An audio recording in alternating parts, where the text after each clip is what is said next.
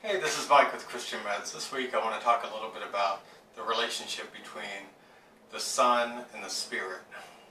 So let's get started.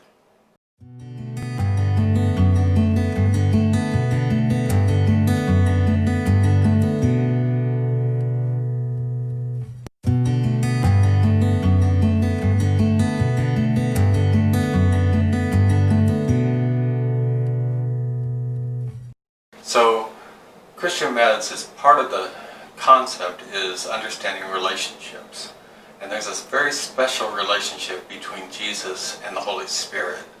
This relationship is glorifying to each other. In other words, once Jesus completed his act on the cross and basically became a sacrifice for many, this was the foundation for then ascending back to heaven and allowing the Holy Spirit to ascend to all aspects of the earth, to a point where we now no longer need to have an intermediate person to communicate between us and God. In other words, even though we talk about God in three persons, really it's all one head. In other words, it's all one divine conscience that really cares about us and loves us and wants to be a part of our lives.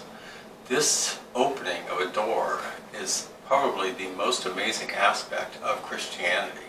When you can start discerning when the Holy Spirit is speaking to you, He can do powerful things in your lives. He can open up doors for jobs. He can do all kinds of interesting things when it comes to healing people, when it comes to basically blessing you financially, blessing you emotionally, and becoming a rock for you. In other words, there's a joy that fills you that nobody can steal from you unless you let them.